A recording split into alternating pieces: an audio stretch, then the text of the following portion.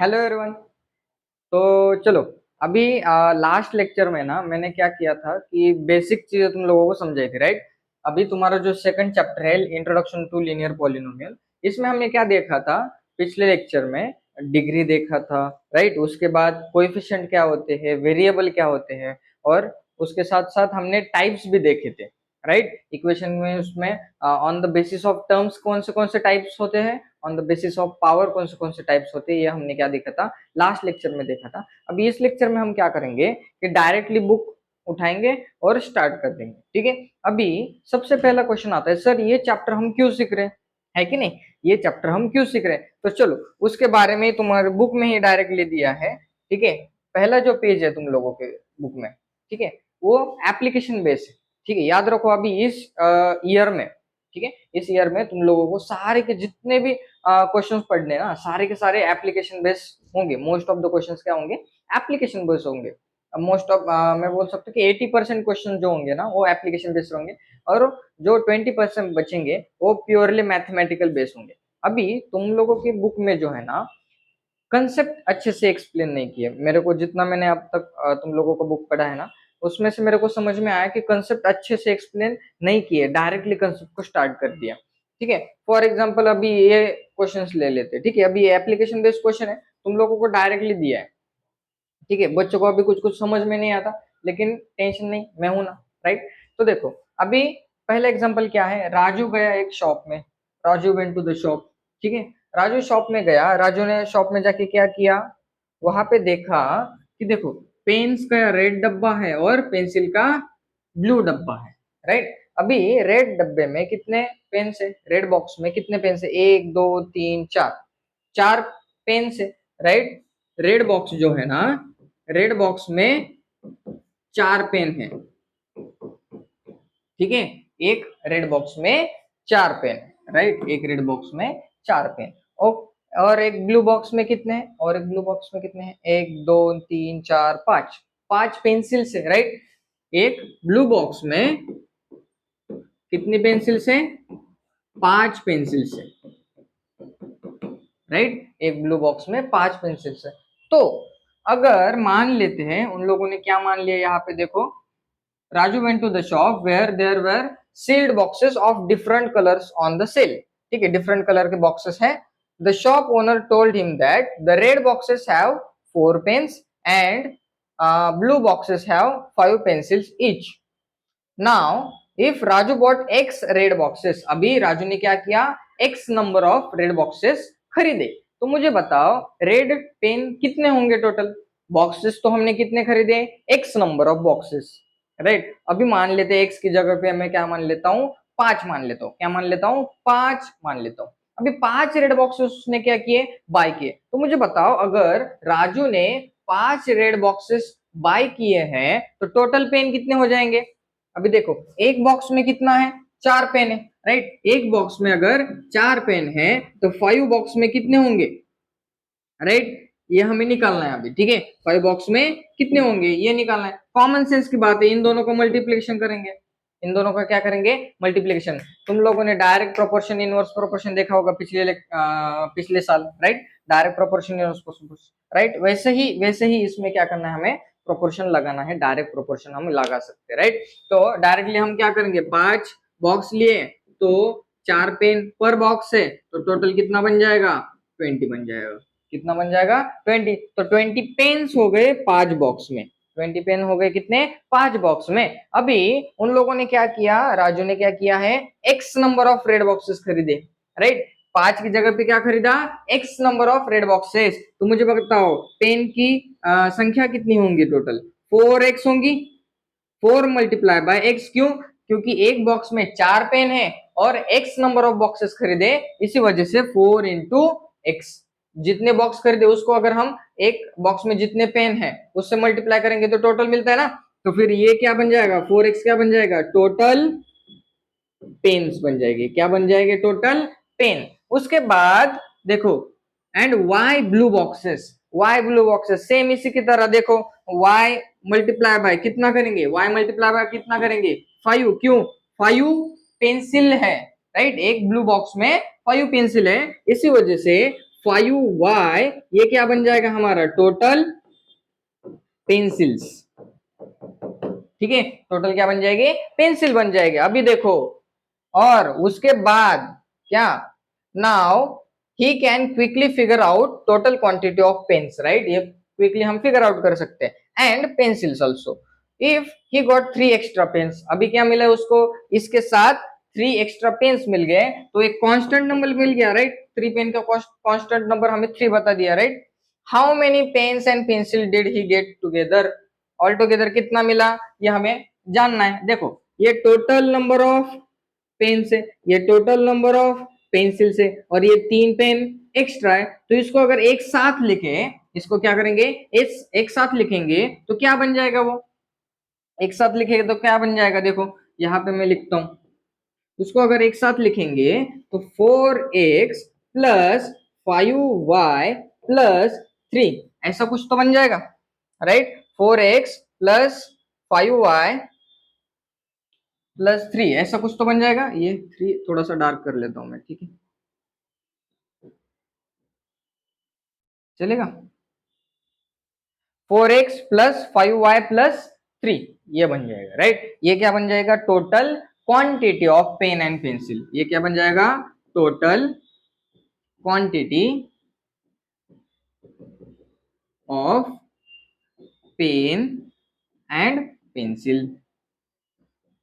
इतना तो समझ गया, total quantity of pen and pencil. देखो, अब अगर तुम लोग ध्यान से देखोगे, यहाँ पे तुम लोगों को वेरिएबल दिख रहा है, राइट, 2 अलग अलग वेरिएबल दिख रहे हैं, और एक लीनियर इक्वेशन दिख रहा है। लीनियर क्यों बोला मैंने, क्योंकि देखो डिग्री कितनी है, 1 है, वेरिएबल की पावर कितनी है, 1 है, तो इसी वजह से ये जो इक्वेशन बना वो क्या है, लीनियर इक्वेशन है ना, है कि नहीं, लीनियर इक्वेशन, लीनियर पॉलिनोमियल हम क्या करते हैं, उसको बोलते हैं, राइट। अभी थोड़ा सा अगर हम आगे जाएंगे, ठीक है, तुम लोगों का जो टेक्स्ट बुक है उसमें सेकेंड क्वेश्चन हम थोड़ा सा देख लेते हैं।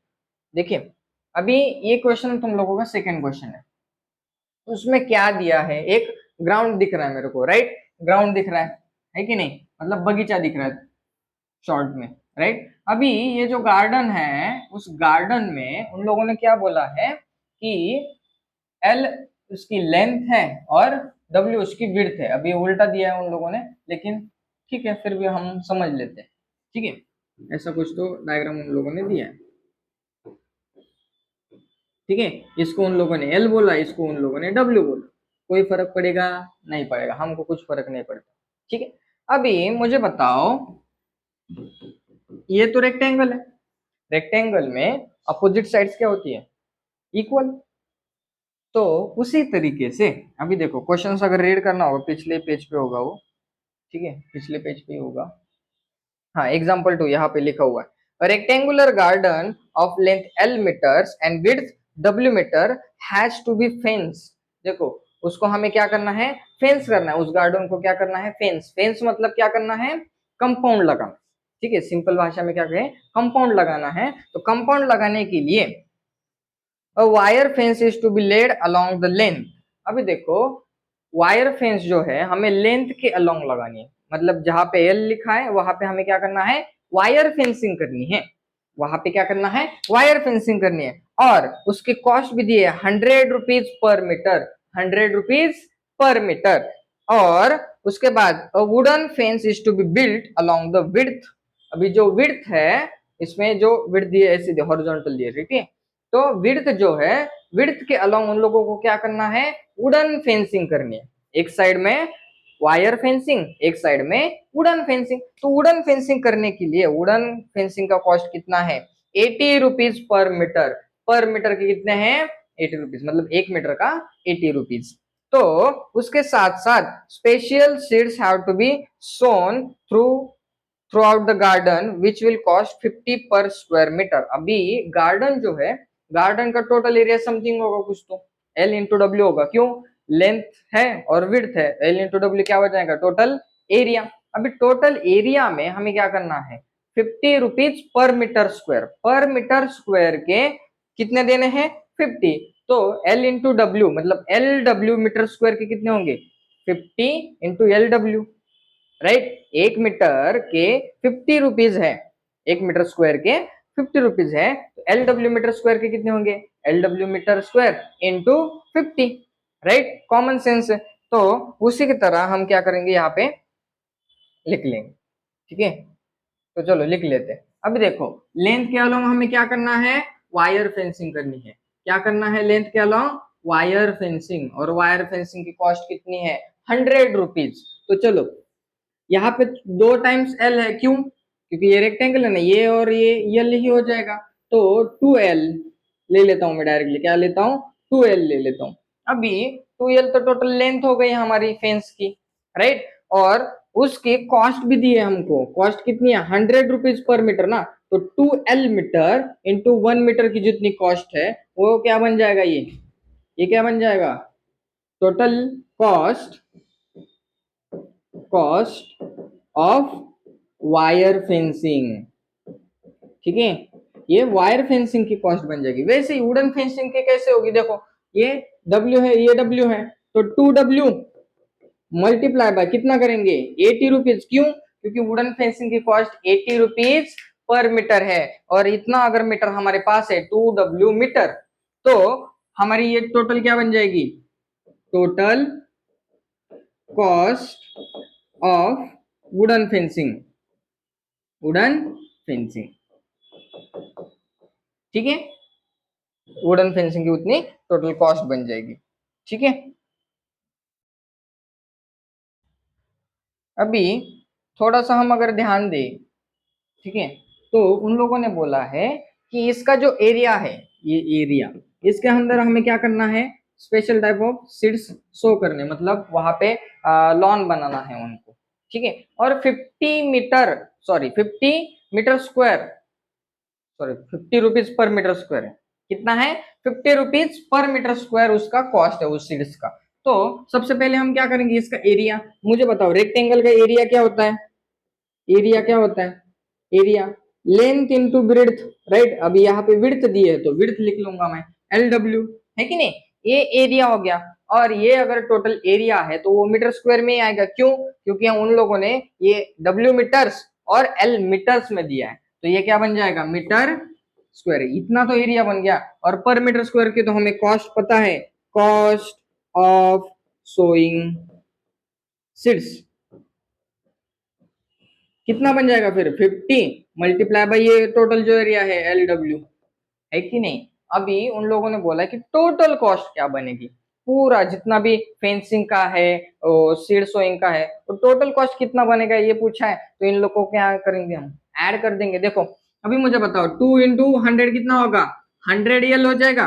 तो फाइनल कॉस्ट जो रहेगी तो ऐसे लिख सकते हैं क्या, 100L प्लस इसका क्या बन जाएगा, 80 × 2 160W प्लस इसका क्या लिखेंगे, ये वाला, ये कॉस्ट है ना, तो 50LW, खत्म। ये टोटल क्या हो जाएगी, पूरे कंपाउंड में, सॉरी पूरे गार्डन में फेंसिंग करने की प्लस सीड सोइंग की कॉस्ट हो जाएगी, ठीक है। इजी था, अभी ये बहुत आसान था, राइट। अभी देखो थिंक एंड रिफ्लेक्ट, ये बहुत इंपॉर्टेंट होता है, मैंने पहले लेक्चर में भी बताया था, फर्स्ट चैप्टर में भी बताया था कि थिंक एंड रिफ्लेक्ट जो है तुम्हारी बुक में वो बहुत ज्यादा इंपॉर्टेंट है। तो बताओ, can you identify the terms, variables and coefficient of the algebraic expression. अभी मुझे बताओ, तुम लोग क्या आइडेंटिफाई कर पाते हो, वेरिएबल क्या होता है, कोएफिशिएंट क्या होता है, और कांस्टेंट क्या होता है।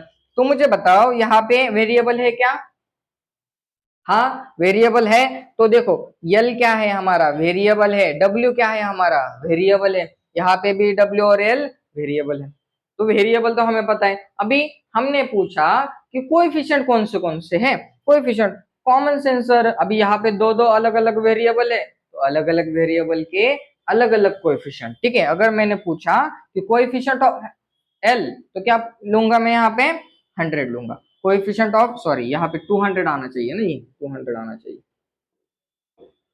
देखो 100, ये 100 × L, माई मिस्टेक, ठीक है, 2 × 100, 200 आना चाहिए, 200L। अभी L क्या होगा फिर, L तो वेरिएबल है, तो उसके बाजू में जो है उसको हम क्या बोलते हैं, कोएफिशिएंट बोलते हैं। L का कोएफिशिएंट 200 है, उसके बाद W का कोएफिशिएंट कितना है, 160 है, और LW का पूछा, एल डब्ल्यू का कंबाइन करके पूछा तो वो कितना है, 50 है। वो कितना है, 50 है, राइट। एल डब्ल्यू का टोटल जो कोएफिशिएंट है वो कितना है, 50 है। अभी अगर कोई किसी ने पूछा कि सर यहाँ पे कांस्टेंट है क्या, नहीं है। यहाँ पे कोई कांस्टेंट दिख रहा है क्या, नहीं। कांस्टेंट टर्म वो होती है जिसके साथ वेरिएबल नहीं होता, ठीक है। जिसके साथ वेरिएबल नहीं होता उसको हम क्या बोलते हैं, कांस्टेंट, ठीक है। वेरिएबल की वजह से फिर इसके भी ये टोटल वैल्यू क्या हो जाती है, चेंज हो जाती है, इसी वजह से इसको नाम क्या दिया है, कोएफिशिएंट नाम दिया, ठीक है। अभी देखो ये तो हम इसका तो बता सकते हैं, हाँ सर हम ये कर सकते हैं, यस, ठीक है।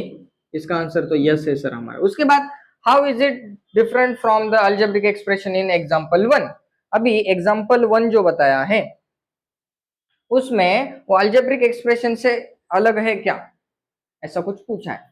तो हाँ, अलजेब्रिक एक्सप्रेशन में तुम लोगों को मैंने बताया था, अलजेब्रिक एक्सप्रेशन में इक्वल का साइन नहीं होता, लेकिन इक्वेशन अगर बोले, राइट, इक्वेशन अगर बोले तो उसमें इक्वल का साइन रहता है। तो पहला जो एग्जांपल था हमारा, थोड़ा सा अगर तुम लोग ध्यान दोगे, ठीक है, ये वाला जो एग्जांपल था, देखो ये क्या है, ये एक्सप्रेशन है क्या, हाँ एक्सप्रेशन है। इसके आगे कुछ दिया है क्या, इक्वल टू कुछ दिया है क्या, नहीं। अभी देखो मैंने ये एरो किया है, यहाँ पे ये एरो है, ठीक है, यहाँ पे मैंने इक्वल का साइन दिया है, ठीक है। अभी ये 4x जो है ना वो कॉस्ट थी हमारी, right, sorry total number of pen थी, क्वांटिटी थी।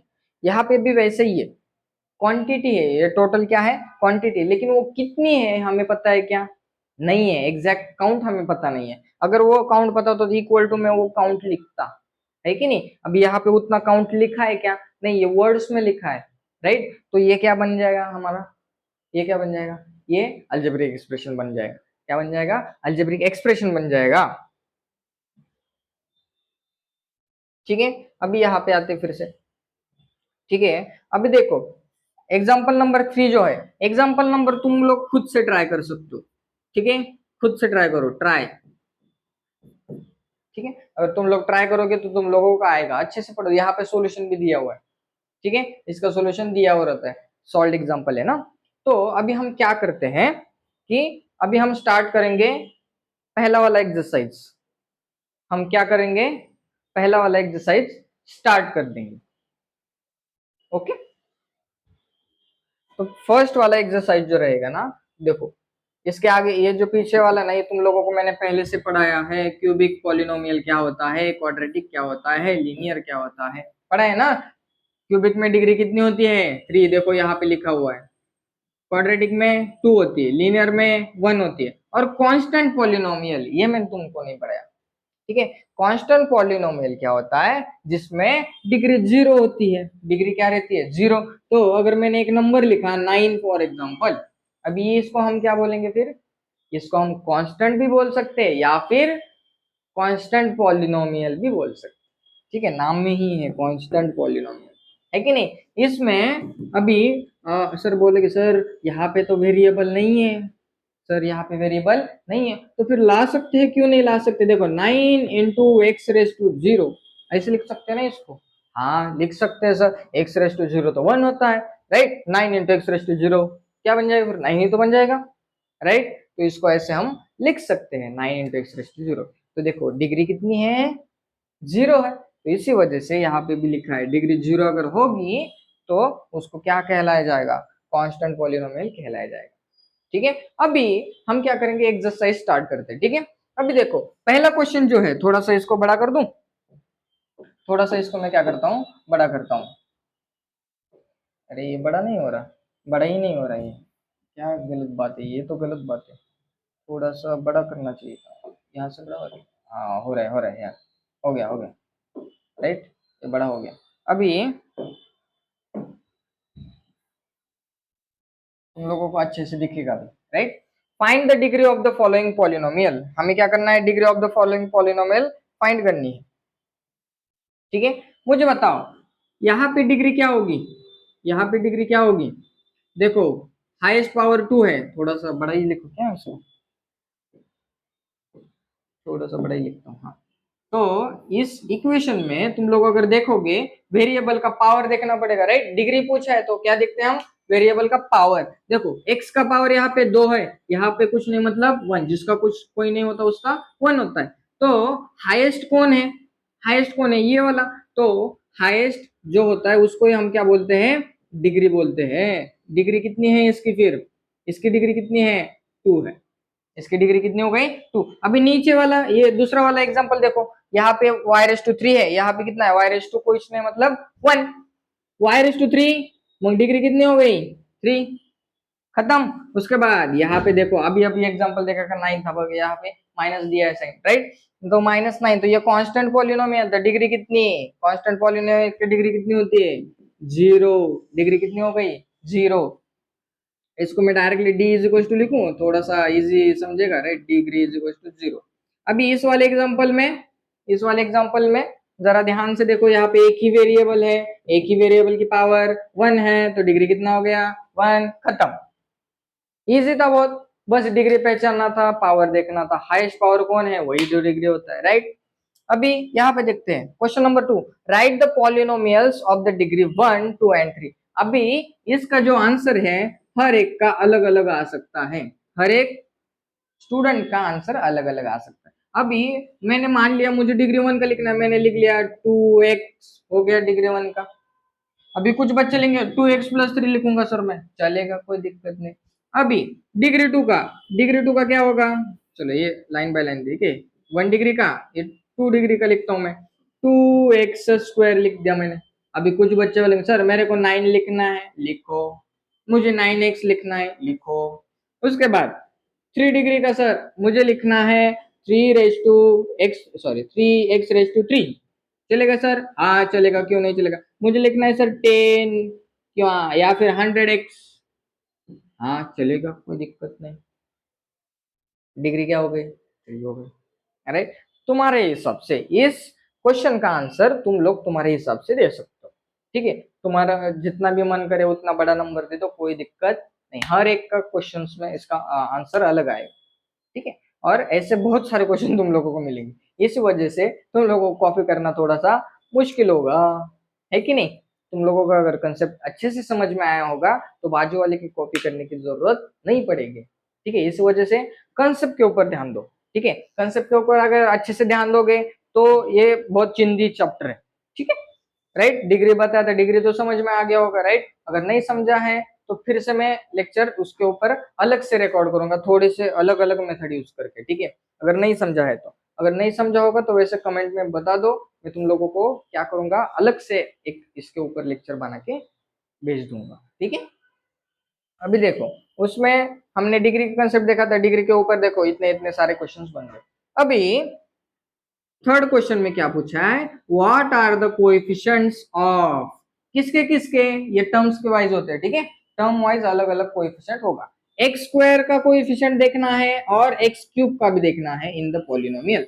मुझे बताओ यहाँ पे x² का ही दिख रहा है क्या, हाँ सर दिख रहा है। यहाँ पे देखो, यहाँ पे x² है, राइट। x² के बाजू में कौन है, सर यहाँ पे 6 है, सर यहाँ पे कौन है, 6 है। तो देखो साइन के साथ लेना है, यहाँ पे फॉर्चुनेटली प्लस है, तो हम क्या करेंगे, डायरेक्टली प्लस लिखेंगे। तो लिखते वक्त कोएफिशिएंट ऑफ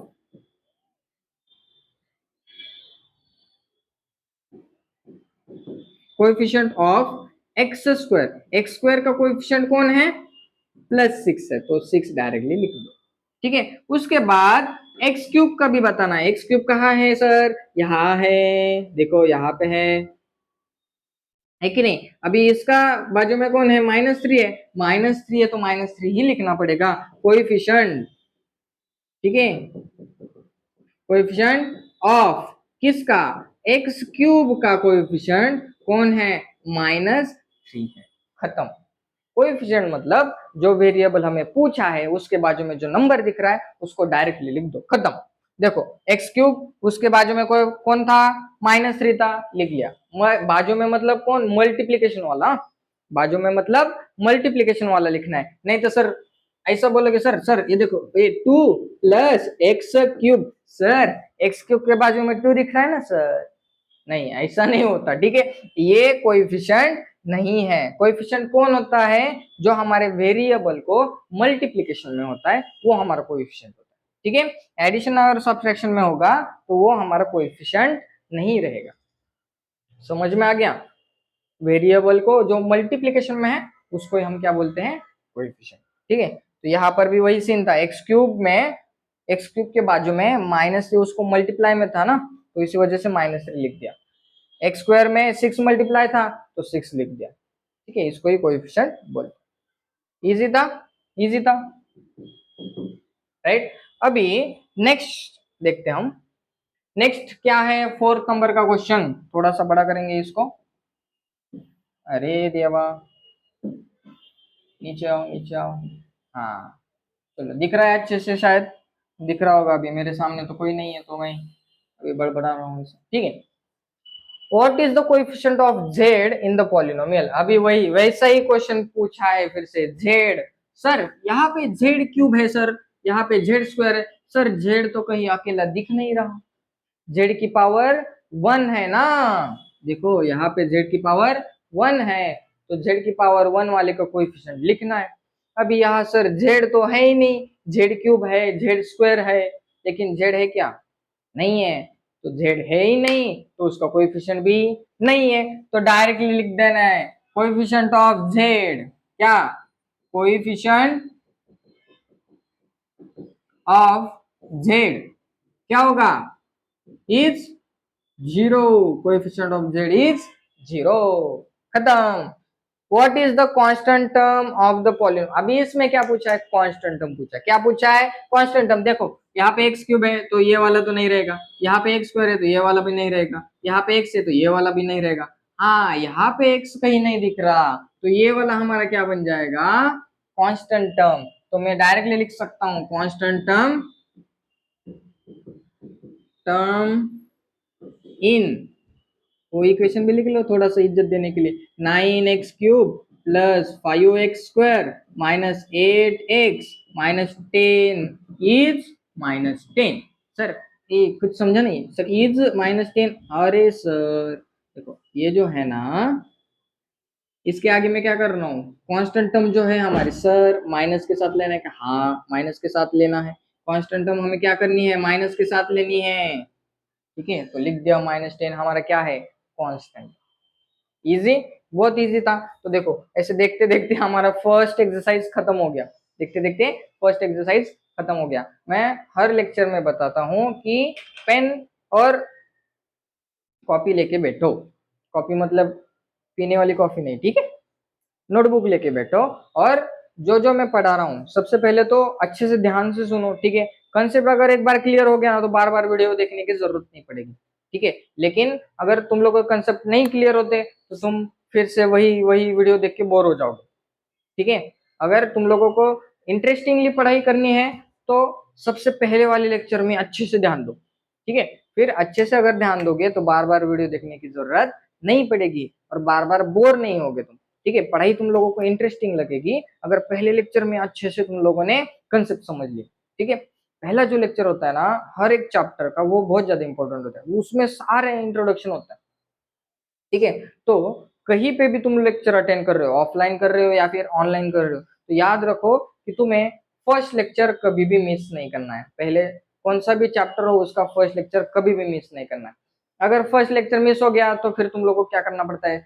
चलो वीडियो देखो, ये देखो, वो देखो, है कि नहीं। तो उसमें टाइम वेस्ट होता है, तो फिर उसकी वजह से क्या होता है? हमें बोर होता है और मार्क्स कम हो जाते हैं। फिर बच्चे क्या करते हैं? कॉन्सेप्ट समझ में नहीं आया तो बाजू वाले को कॉपी करके लिखते हैं, राइट। उससे तुम लोग ग्रो नहीं कर पाओगे, ठीक है। कॉपी करने से तुम लोग ग्रो नहीं कर पाओगे। अगर तुम लोगों को अच्छा स्टूडेंट बनना है, अच्छे मार्क्स लेके आने, तो तुम लोगों को बेस्ट ऑप्शन क्या है कि पहला लेक्चर अच्छे से देखो, ठीक है। अच्छे से देख के अच्छे से कंसेप्ट समझ लो। कंसेप्ट एक बार समझ गई, फनी वे में समझ गई तो बहुत अच्छा है, राइट। तो तुम लोग वो तुम्हारे दोस्तों को भी समझा पाओगे। और देखो तुम लोग अपने दोस्तों को समझाओगे ना तो उससे तुम्हारा नॉलेज भी बढ़ेगा, है कि नहीं। तो इसी के साथ साथ हमारे ये चैप्टर खत्म, चैप्टर नहीं खत्म हो, एक्सरसाइज खत्म हो गया, राइट। अगला जो एक्सरसाइज है कुछ एग्जांपल्स उसके पहले लूंगा मैं, ठीक है, सॉल्व एग्जांपल। और आज का होमवर्क क्या है? तुम लोगों को ये एक्सरसाइज फिर से खुद से सॉल्व करना है। और example number 3, solve example number 3 sir कहाँ पे है, भूल गए हम। ठीक है, इसमें जो एग्जाम्पल नंबर 3 है, देखो ये वाला तुम लोगों को क्या करना है, खुद से ट्राई करना है। पहले देख के करो, फिर बिना देखे करो। ठीक है, और जो एक्सरसाइज हमने सॉल्व किया वो भी बिना देखे ट्राई करो। ठीक है, और ऐसे तरीके से तुम लोगों का अच्छे से वो सॉल्व हो जाएगा। फिर बाद में तुम लोगों को 1 वीक के बाद ही उसको देखना है रिविजन के टाइम, राइट। तब तक के लिए बाय, थैंक यू।